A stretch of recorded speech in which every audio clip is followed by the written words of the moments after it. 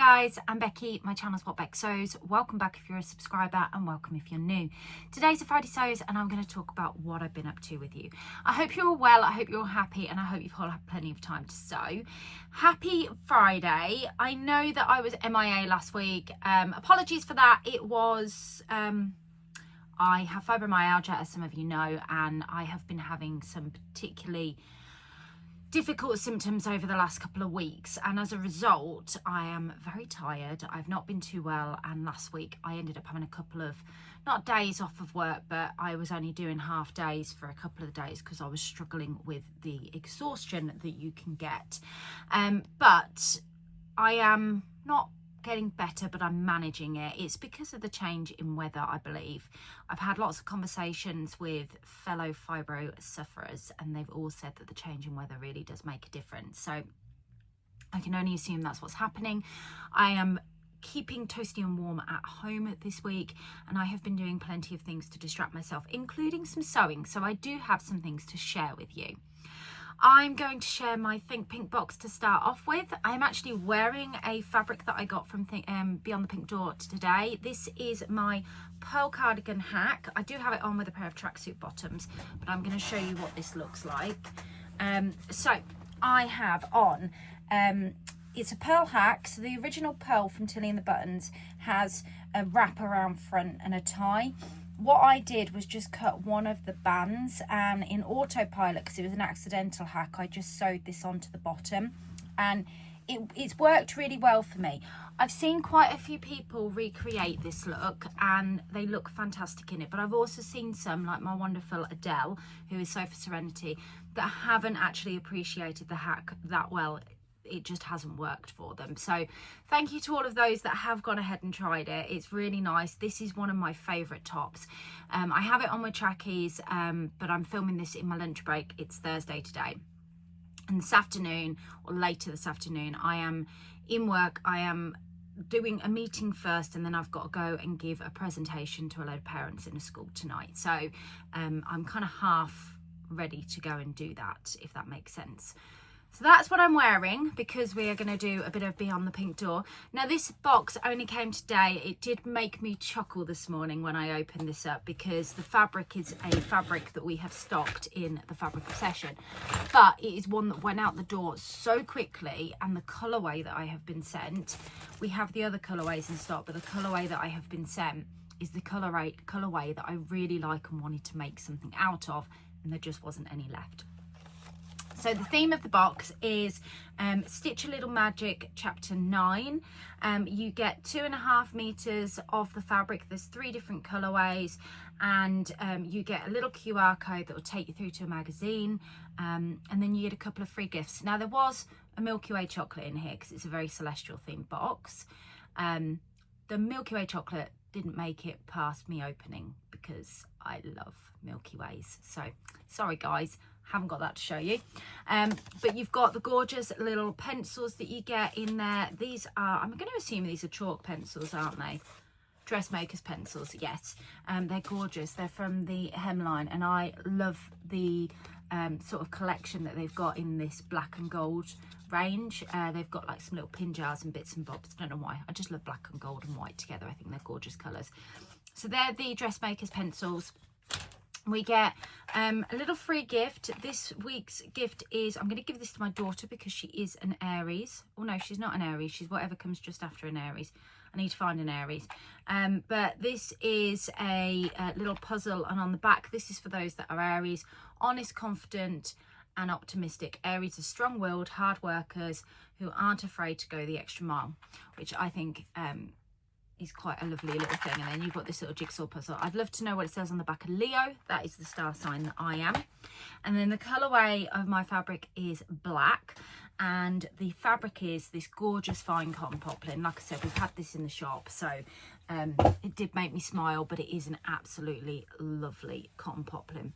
And you can see it's got all of these sort of tiles. The tile print's really big at the moment, and I just think this would be the most amazing pajamas. There are 2.5 meters of this, and I think that's what I'm going to do. I'm going to make some pajamas out of it, but I do absolutely love it. So thank you very much for that, Andrea. I really enjoy being a Think Pink subscriber for her boxes. And I've seen today over on Instagram, all of her ambassadors are being announced. So if you're curious as to who made it through to be a Think Pink ambassador, go and check out Instagram, because there's quite a few popping up all over the place. And I'm pleased to see a few of my fellow friends have been selected for that process. So that is the only stuff that's really come into my sewing room. I've not done any purchasing over the last few weeks. Well, that's strictly not true. I have got one that is being delivered later this afternoon, and that is well, I'll tell you what that is later when I've talked about my makes. So I have made four things that I have to share with you, and these particular things are, sorry about that, I had a complete brain blank, which is very common at the moment. My brain just doesn't seem to want to work. I have made four things that I want to share with you. The first thing I made a couple of weeks ago, if you follow me over on Instagram, you've probably seen this make. It is the Tilly and the Buttons Agnes top. Now the Agnes is one of Tilly's older patterns. It's a very basic top. It's a good essential long sleeve tee, to be fair, to have in your wardrobe. They're great for wearing under pinafores. They're great for wearing under dungarees. They're good if you're looking to match something with a pair of good high-waisted jeans, skirt, that sort of thing. It's just a staple kind of top. I made mine in a viscose jersey, which is called Zebra Vibes. It's a Fabric Obsession viscose jersey, and I will link it down below if you're interested in it. Now, the thing I like about viscose jersey, it's one of my favourite fabrics to sew in, but it is a bit of a pain to sew with because it can be really slippery and move about, and it can stretch out. But the Agnes top is kind of perfect for viscose jersey. The basic style, you've got a ruched sleeve and sort of a ruching here as another option on the Agnes top. And I would say a cotton jersey would probably keep those ruches a little bit more structured if you wanted to go down that route and that was the version you wanted to make. But certainly for the basic version, the viscose jersey works really well. I made this with a particular style and outfit in mind. I have a couple of pairs of jeans that I love that are high waist. I've talked about them a few times in the last few weeks, and these go perfectly with that. I also think that this will be a top I make a few more of, and I might actually have to make in a couple of plain colours. Although I will say that the Zebra Vibes viscose jersey is pretty much a neutral. It's just black and white. It's, you know, that might as well be a solid. It'll go with most things. But I will be making a few more of these to go under things like dungarees and stuff like that.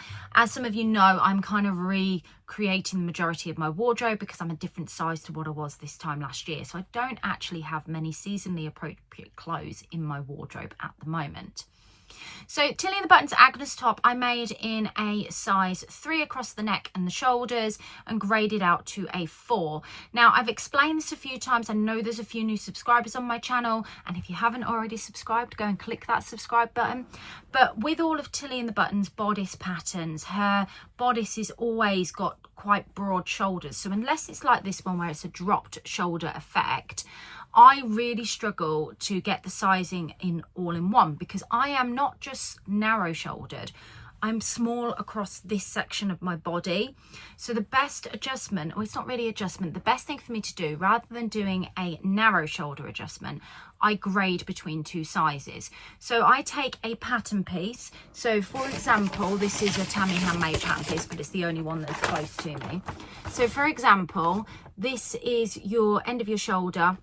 And what I would do is I would cut the size below the size of the one that I was going for, and then I would get to where this curve is here and usually where your notch marking lines are, and then I would grade out to this bigger size from that curve and those notch lines. So I would use the sizing lines on the pattern, and I would go, say, across the top. If I needed to shrink this one, where this line is here, I would come from down to here on the bottom, and then I would just gradually grade that out to that on that curve from that notch line. It's as straightforward as that. It's such an easy adjustment, but it literally makes all of my shoulders fit me perfectly. And I do that now with every Tilly and the Buttons pattern across the bodice. My sizing now for Tilly and the Buttons used to be a 5'6". I am now a size 4, and I've gone down to a 3 across the shoulders, where I always used to do a 4 and greyed out. I've gone down to a 3. So hopefully that helps you understand a little bit about it, and I've popped some pictures in of the Agnes top so you can see what that looks like. Very simple, quick make. I love these kind of makes where they're like instant gratification pieces, because they take probably about half an hour to 45 minutes to whip up, and you can do most of it on your overlocker. With that Agnes top, I actually did it all on my overlocker because my sewing machine at the time was in the kitchen when I was doing the sew along for the bag kit that we recently released on the Fabric Obsession. So I ended up doing like a faux cuff on there, which is just where you fold it as if you're hemming it, and then you fold it back, and then you kind of just do a overlocker stitch, and then it creates like a faux cuff at the end. And then I just didn't even hem it. And I still haven't hemmed it. I did overlock around the bottom so there would be no stitching come loose, but I do need to hem that at some point. So that is the Agnes top that I've made. I've worn that a few times. I do really like it. I love anything that's got a black and white high contrast to it. So the next thing that I got sewn up is another Tilly and the Buttons pattern. Now I'm going to gloss over this one because if you watched the video that I released earlier on in the week, you will know that I popped out my Sew Phoenix makes, and this was one of the ones that I was showing. So this is the only make that I've made for the challenge so far, and that is the Cocoa dress by Tilly and the Buttons, built from a disaster that I had in trying to make the top way back when I got back into sewing in lockdown. So this is gorgeous. It's in an Arita Hanson fabric. It's a sweatshirt in fabric that I picked up from So Joyful in Hinckley. One of the ladies reminded me of this on my post because this is already up on my grid. Again, I made this in a size 3, grading out to a 4 under the arm's eye. I've opted for the kind of boat neck type look. Now, when I sewed this, I was clearly having some issues with my overlocker, and I can see, not with my overlocker, with my sewing machine, and I can see from looking at the thread and the way that it's hemmed, this issue is the same issue that's continued throughout my last 2 weeks, and I'll go into that in a little bit more detail. The dress is in the wash because I've worn this a couple of times now, so I haven't got it to hand to show you, but I really love the way that it's finished. The only problem is I may have to, when I sort the machine issue out, go back in and re-hem it, unpick because it's not very good, and re-hem because underneath you can clearly see that there's problems. Although that is on the inside, it's not a necessity for me to do. I still know it's there, and it's something I am tempted to do. Make number 3 is a McCall's pattern. So this is the McCall's pattern here. I think I got this in one of my sewing magazines. It's M7531. I made a version of this, which I'll pop a picture in here, in a cotton jersey about 2 months ago. Now the cotton jersey version, I made it in a size medium, and it was to showcase a beautiful piece of fabric that we've still got in stock. Again, I'll link that down below. But it was too tight. I'd whipped that up, but it was too tight. The medium was making me very conscious of my mum tum. And what I've ended up doing with that, because it fits me okay across the top, I have just cut off the bottom and hemmed the bottom and turned it into a top, because I can tuck it into my high-waisted jeans, and the fact that it's close fitting doesn't bother me. I know this is a bodycon dress, but it's not meant to be skin tight, you know, where you can see every lump and bump. So I decided to make another version of this. I had a 40th birthday party to go to, and I really wanted to have a little black dress in my wardrobe that was suitable for all occasions. So I thought this is a good pattern for dressing down, for in black going to a funeral, but also for work, or putting a pair of trainers on, basically making this dress as versatile as possible. Now, I don't like plain fabrics or solid colours. I very rarely make them, but it is important for most people to have a little black dress in their wardrobe, so I compromised. I went for a plain solid colour but it was a fabric that had some detailing to it.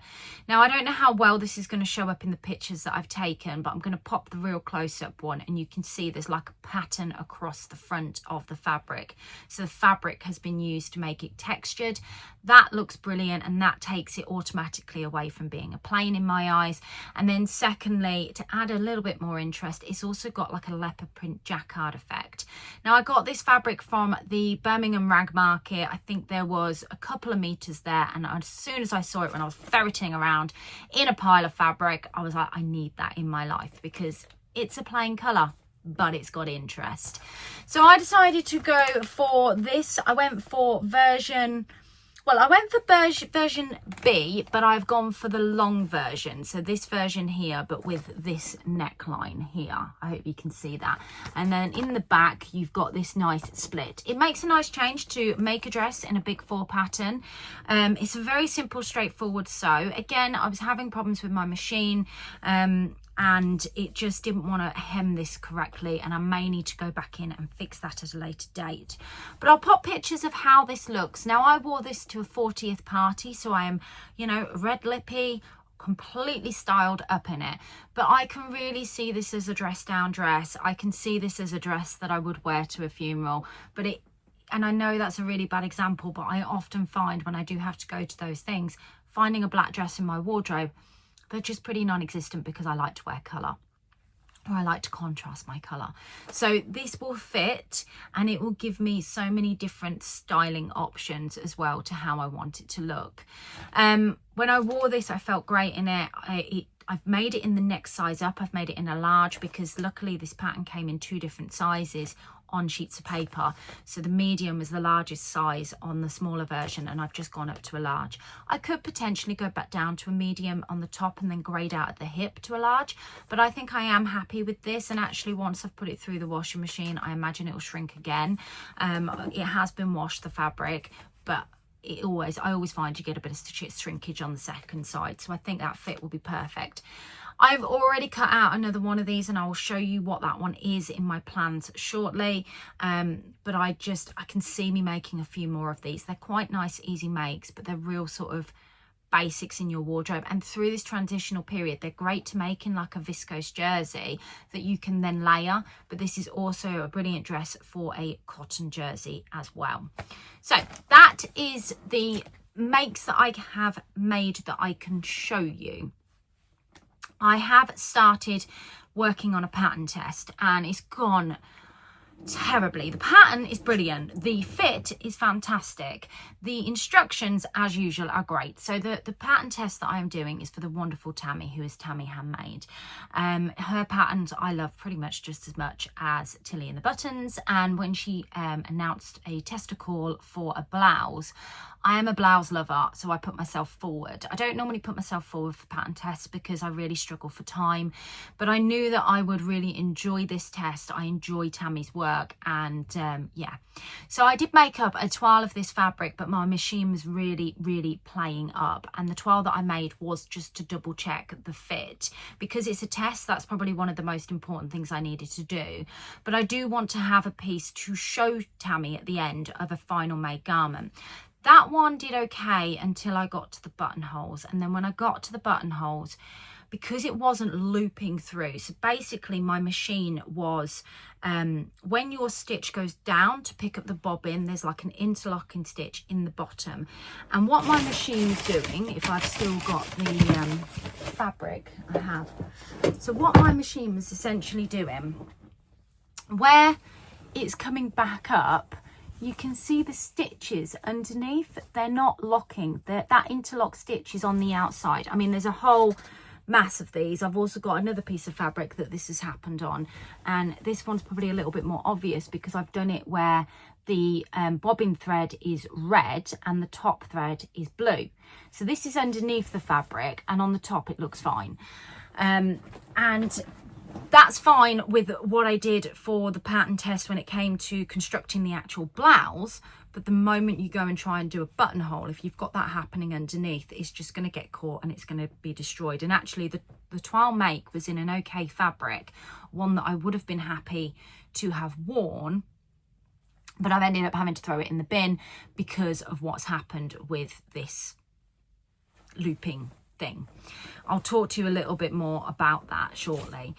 So I do have another one cut out in a proper fabric. I've got until the end of this weekend, well, I think it's a bit more than this weekend, to get that finished, and then I can get a picture off to Tammy just to show it off. The fabric that I'm making it in is the Gilded Nightshade viscose fabric with this gorgeous lurex running through it. It's beautiful. I'd said that I wanted to make a blouse out of it, and I thought this would be perfect for that. I was tempted to use one of our gorgeous fine cotton poplins, but I think it would have had a little bit too much structure for this blouse, because this blouse definitely feels like it needs a bit of drape. But the fit is brilliant, and when it gets released, you should go ahead and buy it because it's a fabulous blouse. So that is the make and the disaster and the problems that I've had. If you follow me over on Instagram, on Tuesday night, I spent 3 hours trying to fix this problem. And the things that I went through, just so you're aware, because I know lots of you will send me suggestions to help. So when that normally happens, it's generally either a threading issue, a bobbin issue, or a tension issue. Now, I hadn't changed my tension settings, so it shouldn't have been a tension issue. But I went through the normal motions of rethreading the top section to make sure that was right, changing my thread. I was using Gutterman anyway, but changing my thread, rethreading again, rethreading my bobbin, because sometimes when your bobbin's too spongy and it hasn't wound properly, that can cause the problem. I took the opportunity whilst I was redoing all of this to clean my bobbin case out, my underneath, to clean out inside my machine. I'd basically given it a thorough clean to make sure that wasn't causing the problem. I changed my needle 3 times in case the needle was bent, because that can also cause it a problem. The reason I did that was because I had different branded needles, and I thought I would try the different branded needles just to make sure it wasn't a certain brand. I've gone back and rethreaded several times, and then I've unscrewed, played with making sure my needle is straight. What else did I do other than cleaning out? I then went through painstakingly every tension setting to check that it wasn't a tension problem. So to me, the last thing is it needs to go to be serviced. I'd reset my machine, done a few other things as well. So servicing is really now the only option, which I'm going to do. But as some of you will know, I have been saving for a sewing machine. Now, I didn't quite get the model that I wanted because I was being irrational and purchased a new sewing machine on Tuesday night after spending 3 hours trying to fix it. And that was at the sheer horror of the idea of having an entire weekend where I can actually sew, not being able to. And when my fibro symptoms are in full swing and I'm in the levels of pain that I currently feel, I really need distractions and distraction methods. When I'm working, that is my method of being distracted.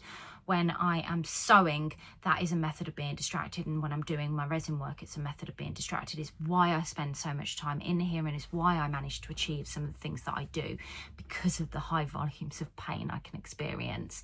And I really selfishly decided that I had just enough to buy the next model down, and I went for it. So I have purchased, and it will be delivered later this afternoon, a Innovus sewing machine, Brother Innovus, which was the one that I have been looking at and have been watching every review under the sun. The lovely Jenny, who is the Rosie Sewist at our Staffordshire social over on Instagram, she had a Innovus, I can't remember which model she had, but she was offering to lend me that particular one just to see if I liked it.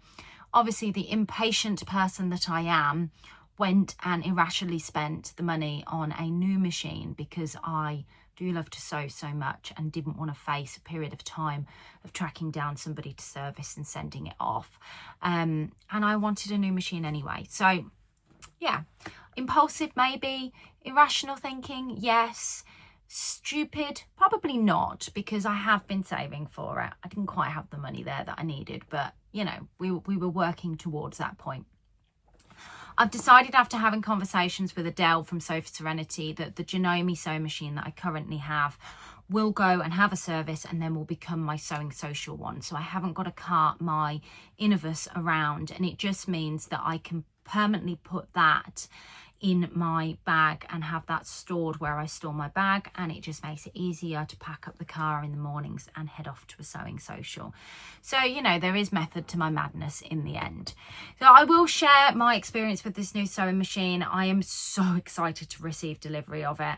And yeah, we'll just see how that goes. It will probably turn up just before I've got to head off into the office to do this meeting, but I'm working this afternoon. I should not be playing with sewing machines. So yeah, so that's it from makes what's come into my room. I want to quickly touch on some plans that I've got coming up. I mentioned that I had cut out another one of these. I had some beautiful fabric gifted to me for my birthday. Now these are traditionally warm colours, but I'm hoping because of the contrast of the colours, I can get away with wearing this. So this is a gorgeous leopard print viscose jersey, and you can see you've got the blues, the reds, the whites, the blacks, and the bit of mustard.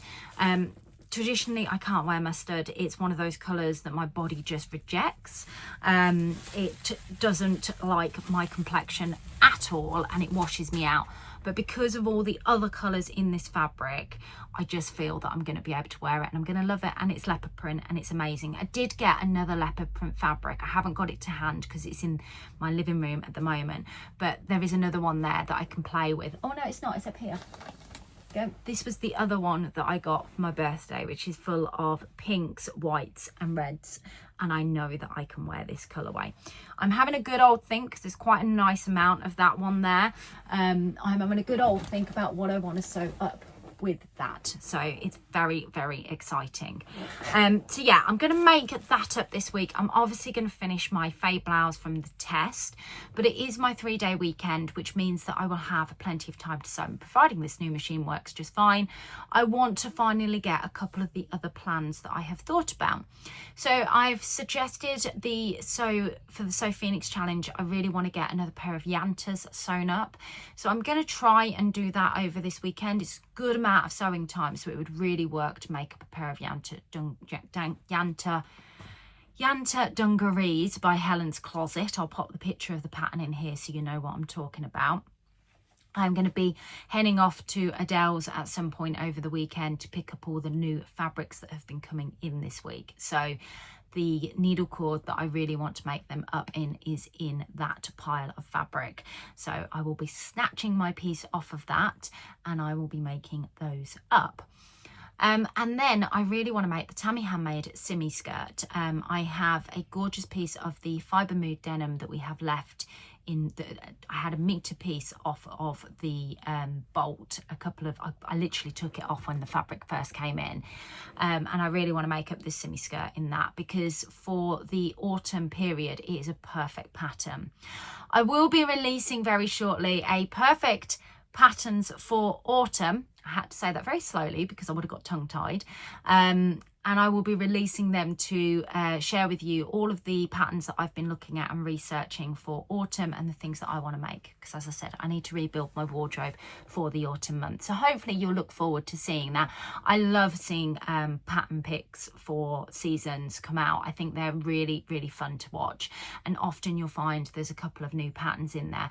And I know that I have 2 patterns that I haven't heard mentioned in the sewing community before to share with you that I have purchased as well.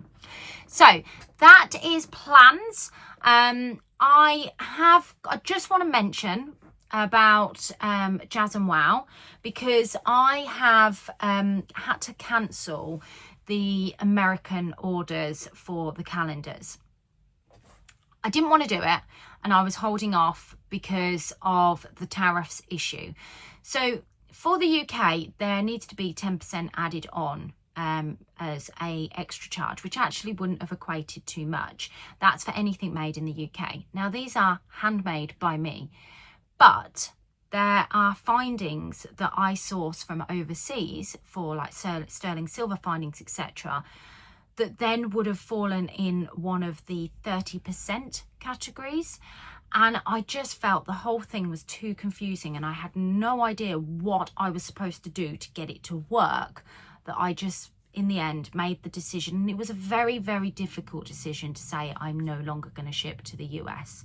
I am not happy with this decision, but I can't do anything about it because there's the administration that goes with it, especially with an advent calendar box. It just would have been a lot, and then I would have had to have imposed those fees on you, and I just felt that would have taken it out of the good value range that I normally have it in. So I am really, really sorry about that. But what that means is I have got some calendars that are going to go up for sale again, because I'd had a set number that I was going to be doing this year, and obviously I've had to cancel a ton of them, and I've been making and working towards those numbers. So on the last weekend of this month, on the Friday, my new website will go live. And on that day of the launch of my new website, I will be putting the calendars up for sale. I have 25 calendars going up for sale, and that is a combination of the mixed calendar and the sewing accessories calendar, which is a 12-dayer. So 12-dayer sewing accessories and a 24-day mixed of sewing accessories and jewelry calendar. They will be going up on the last weekend of this month on that Friday. So I will remind you in my Friday sews that comes out on that date. But if you missed out on the calendars and you really want a calendar, then there will be one there for you. So I think that is everything that I have got to share. I will be back next week, hopefully in my normal slot, not letting you guys down, and you will see a couple of new pieces of content come from me as well over the next couple of weeks, just sharing plans for autumn, pattern picks for autumn, etc. So take care, have a fabulous weekend, and happy sewing, and I'll catch you all soon. Bye.